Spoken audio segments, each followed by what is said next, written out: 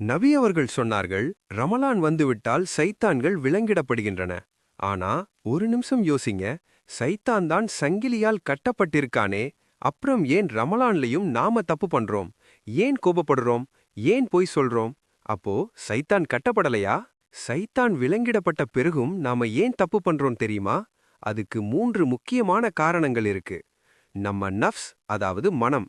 இவ்வளவு நாளா சைத்தான் நமக்கு கொடுத்த ட்ரெய்னிங்ல நம்ம மனசு பழகி போயிருக்கு. அவன் இல்லாட்டாலும் நம்ம மனசு அந்த தப்ப தேடி போகுது. கெட்ட நண்பர்கள்.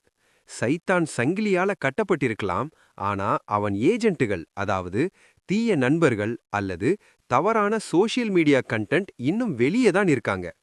முன்னெச்சரிக்கை இல்லாமை. ஒரு விஷப்பாம்பு கூண்டுக்குள்ள இருந்தாலும் நாம கூண்டுக்கு பக்கத்துல கைய நீட்டுனா அது கடிக்கத்தான் செய்யும். அதே போலத்தான் சைத்தான் கட்டப்பட்டிருந்தாலும் நாம பாவமான சூழலை தேடி போனா தப்பு நடக்கத்தான் செய்யும். நண்பர்களே, இந்த ரமலான்ல சைத்தான் கட்டப்பட்டிருக்கிறது நமக்கு கிடைச்ச ஒரு பெரிய கோல்டன் சான்ஸ். எதிரி இல்லாத நேரத்துல நம்ம கோட்டைய பலப்படுத்துற மாதிரி நம்ம மனச பலப்படுத்திக்கணும். இப்போ நீங்க தப்பு பண்ணா அதுக்கு சைத்தான் காரணம் இல்ல, நீங்க தான் காரணம். உங்கள நீங்க ஜெயிக்க தயாரா? இந்த ரமலான்ல உங்க நஃப்ஸ ஜெயிக்க போறீங்களா? கமெண்ட்ல ஐ வில் வின் அப்படின்னு சொல்லுங்க.